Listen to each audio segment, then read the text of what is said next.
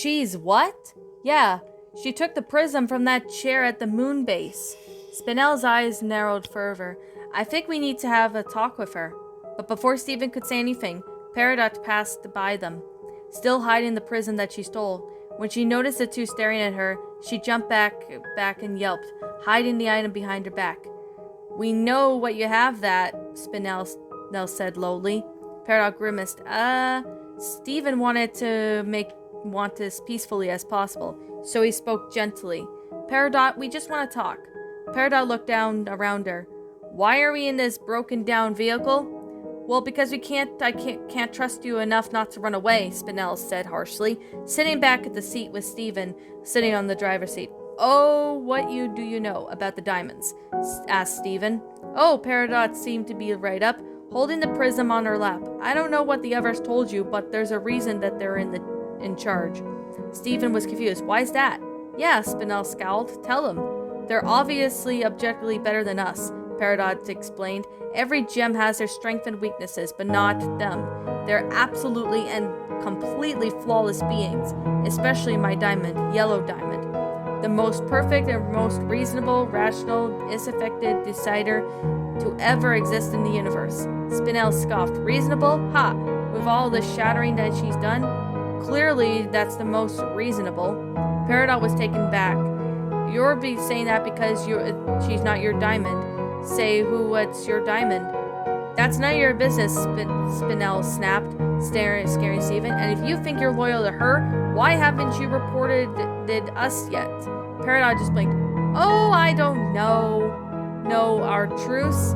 Specifically because I remember you telling me that I shall never contact any of the diamonds. But just a little note, you can't stop me from forsaking her. So there. Really? Stephen raised an eyebrow before panicking. 'Cause she's right behind you. What? The green gem spun around, giving Spinel an opportunity to snatch the prism away. Exiting out of the truck with Stephen, the boy locking the door behind them. Peridot shouted and protested, but alas, she was locked in. Save your strength, Stephen walked up to the window. You're up against one of the Earth's greatest trappings and technologies, and child safety lock. Of course, Peridot gasped dramatically in alarm. Oh no, how could you do this to me? Great and lovable Peridot. Well, how do you go against our backs? After everything we've done for you, and after everything I have done for you, I've given you multiple chances. Spinel gripped on the prism tighter. I thought you were on our side, our new friend. Peridot cowered from Spinel's voice, feeling ashamed of herself. Stephen finally turned to Spinel. By the way, what's that? It's a communicator, she explained. It's the way to connect to other diamonds on the homeworld. Stephen became more shocked as he stared at the green gem inside the truck. No, she can't be. Spinel gritted her teeth, tightly trembled. I knew it. I should have never let my making friends side get in the way. I should have just gone with my instinct to poof her while I had the chance. But no, I had to give her multiple chances. She showed her the sunrise while back, and even saying to her, I guess those things never mattered to her. It shouldn't! Peridot shouted, silencing them, but her body was soon relaxed. But it does. Spinel and Stephen stared at her, dumbfounded. Why do you think I was brought up here in the first place? The pink gem's face warped away in an angry form. Why? So I could get back home. No, Peridot retorted before relaxing again. I regret insulting your savior back there, and I still do. I just need to contact Yellow Diamond so she can terminate the cluster. By now, both Spinel and Stephen were shocked by this. They didn't know what to think. You, Spinel stood at the locked door. You still want to help us? Peridot cowered slightly. Yeah. Why? Stephen stood by the pink gem. You just said you were loyal to Yellow Diamond and you never forsaken her. I know. Peridot grumbled a bit, still trying to hide her shame. I was hoping that she would listen to me. One of the best of her technicalities. So please, let me out of this prison. I do want to save the sunrises, the life forms that live and die, and everything else. Please! Spinel and Stephen glanced at each other, wondering what to think. That despite, of course, the gem leaned against the window. Spinel sighed. Alright, I'll tell Pearl, Garnet, Amethyst, and Stephen. You stay here with Peridot and keep her company. Are you nuts? Yelled Amethyst. She told us about Yellow Diamond trusts her. Maybe we need to give her one last chance, replied Spinel. Pearl shook her head. No, I don't think that could be reasonable. Peridot's just a Peridot. and I refuse to let a diamond of all of us help us, Stea garnered. Spinel kept her ground. But if we just let her try, maybe Yellow Diamond would listen to her. Besides, what other choices do we have now? Peridot's made up her mind. Her teammates were very hesitant. Please, guys, this could be our last chance. Even if Peridot is unable to get her to listen, we still have the drill. And she said she did it herself and wants to protect the Earth. She did? MFS asked suspiciously, but she saw the look in Spinel's eyes. Oh, what makes you think she's on our side after saying all those things about Yellow Diamond? Pearl frowned. Spinel thought for a moment. Maybe I got her to understand? I don't know. Steven probably did too. Of course, they heard honking. Coming from the truck, Steven yelled as he was getting impatient. Spinel sighed and shouldered back. Let her out then. We could probably talk this out. Steven complied, unlocking the doors, then Peridot plopped onto the ground. Is everyone else hidden? Peridot turned. Seeing that Steven and the other gems have quit, gave him a quick thumbs up from behind of a pile of junk and hiding again. The green gems sighed in relief, activating the communicator. Okay, just gotta use the right words. As the prism glowed in a glowing yellow screen, an annoyed-looking Pearl responded, This is the Yellow Diamond control room? Steven took a quick peek through the look. And whispering, Is that the other Pearl? Spinel kept her face hidden. I think it's Yellow Pearl. Pearl bit her lip. Who has authorized you to make this call? Asked Pearl inquired. No one, Peridot nervously answered. But I do want to send a message. That's no excuse. Use that direct diamond communicator channel. Pearl. Yellow Pearl nearly jumped back. Yes, my diamond? Why is there someone on the diamond line? I don't know. I just wanted to tell her about that. I'll make you take it from there. A giant hand lifted on the screen lifted the yellow figure, very similar to the mural on the moon base as well. Is that Yellow Diamond? Spinel didn't want to look, but she did as she listened. My diamond, Peridot reporting in. Which Peridot?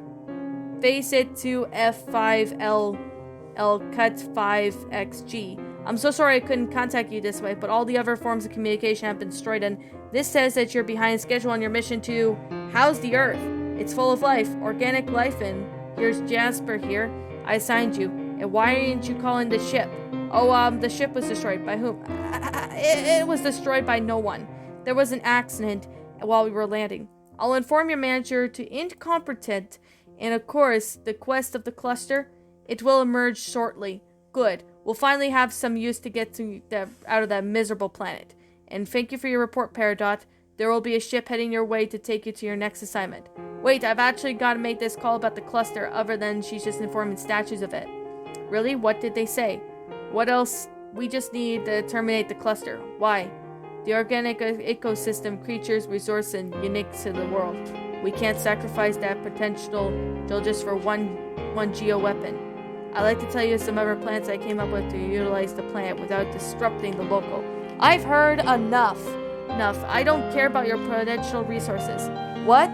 I just want my cluster, and I want the planet to die. Just make that happen. No! She then heard the Yellow Pearl gasp. Are you questioning my authority? Well, I'm questioning the objectivity of my diamond. Well, you're out of line. I just think I'm not interested in your puny thoughts of a Peridot, but you have disrespected this channel and my time with your presence, and you will but shut your mouth. You have failed every stage of this mission. Not only the chance to redeem yourself and obey this a simple order, but you are to leave the cluster to grow. It will tear apart the Earth, and I will take your instant satisfaction, realizing that hideous rock of yours star snaps. Is that clear? Then I won't do it. Wait, I can tell you certainly where the things are the planet worth protecting. Spinel nearly turned her head around, and Steve and along with the teammates watched it with anticipation. What do you know about Earth? Apparently more than you do, Claude.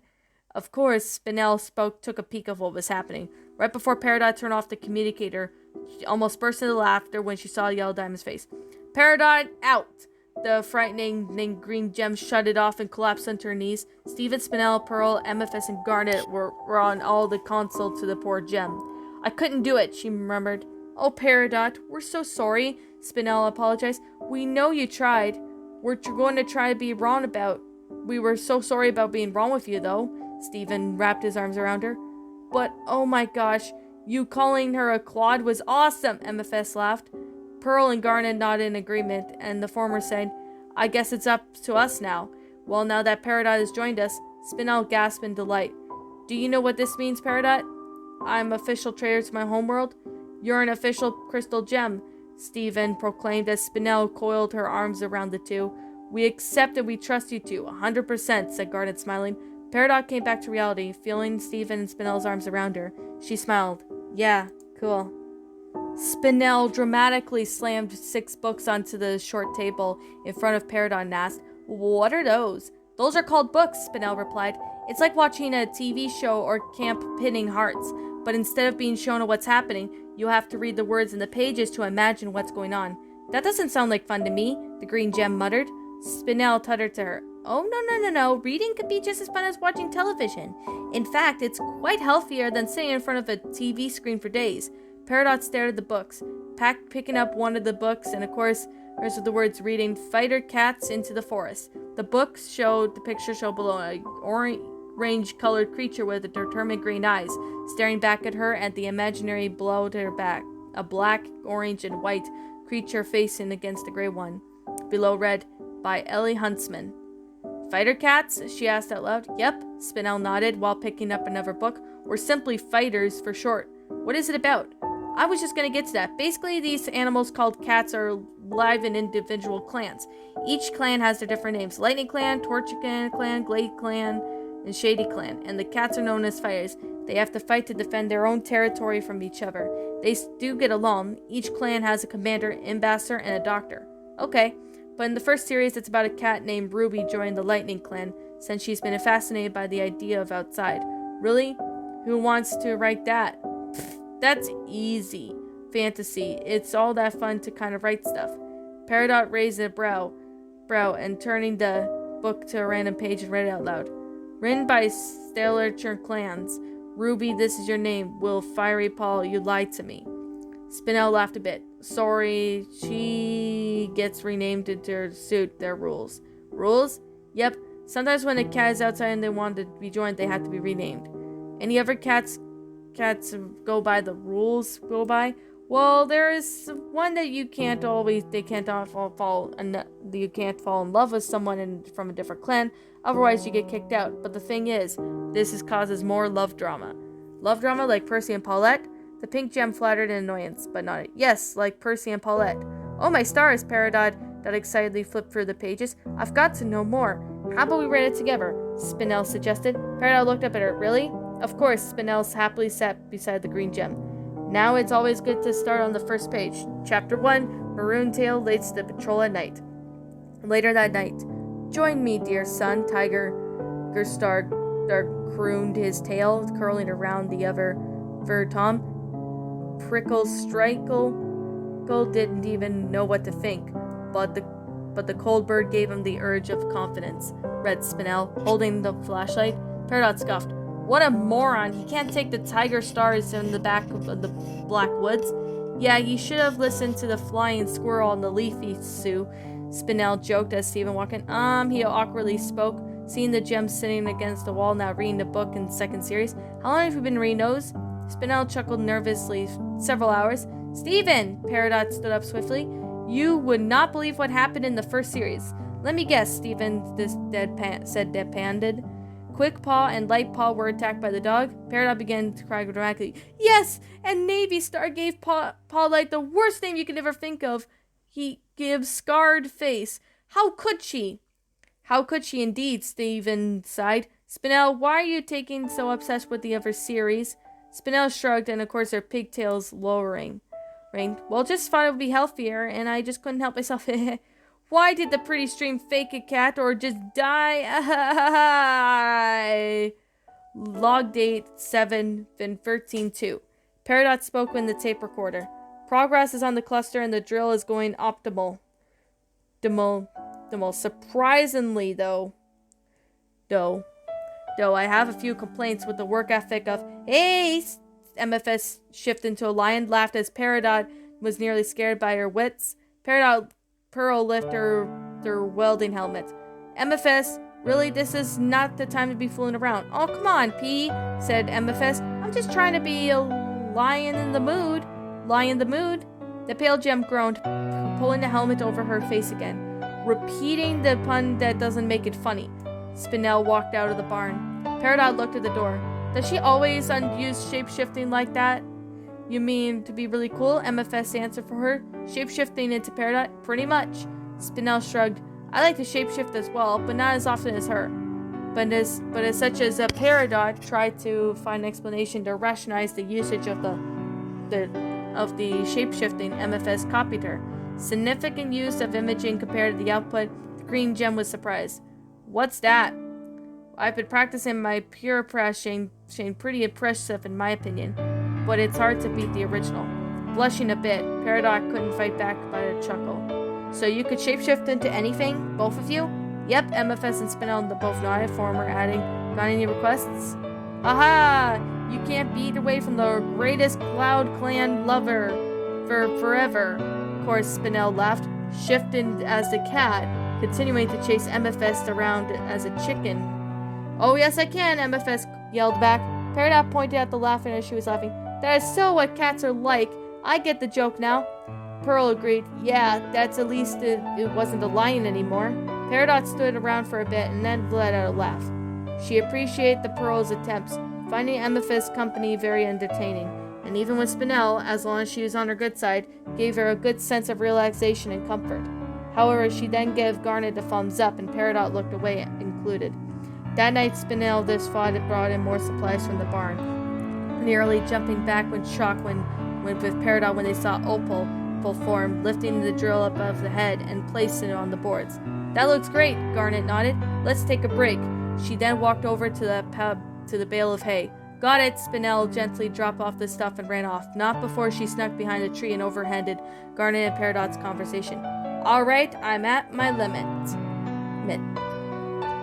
Evening, Peridot, Garnet said greatly warmly. Explain it to me in fusion, squawked Peridot. I can at least make a sense of your existence as for a functional purpose, but you're not using your combined size and strength to do anything. Garnet only smiled. I'm doing something. And what is that? Stargazing, Peridot groaned. You can't do that alone. Not only with that for a moment meant about it. Garnet patted the hay bay next to her, and Peridot brutally sat beside her. You could see Homeworld's galaxy from here. Spinel cringed at the world, and of course gripping the tree bark tightly. She hated to be reminded of that awful place. Peridot gazed up. You're all right. You're very different. I appreciate that. Really? If you really want to understand fusion, I can help you. The green gem looked concerned. What do you mean? Garnet turned away and looked at the other gem. Let's fuse. Oh my stars! Peridot fell back in internal shock. Garnet seemed to be understand. Haha, I get it. You're not ready. That's fair. Another time then. No, Peridot quickly grinned up to the feet. No, oh no. Just give me a sec, and ran off. Spinel quickly continued to watch from a fair distance, watching Garnet and Peridot attempt to fuse. But what made their mind ponder was when Peridot was some more buckets on her feet, and appeared to be more taller. Then something came into her, figuring everyone else didn't have to have a blame for the same thing. Spinel ran off into the warpath, and hoping they were there. Later that night, I have no clue on Spinel's location. For the reason she's been taking too long, I presume it's, Hey, Peridot! Peridot nearly jolted by the sound of Spinel's voice, but instantly calmed down. Turning her face towards her, she had noticed a pink gem holding a large box in her arms, layered with neon green paper. She walked up to her, eyeing the box curiously. What's that? Your gift, said Spinel. Peridot was not amused. Not sure if the box identifies as a gift. But it's a beauty of a surprise, Spinel chirped excitedly while placing down the box. The box is supposed to be hiding the gift. It's like Christmas. Christmas? Peridot asked, raising an eyebrow. Spinel remembered that Peridot was still learning and smiling gently. I'll tell you about it later. Anyways, I gotta go ahead and open it. Her voice dropped into a whisper. You're really gonna like it.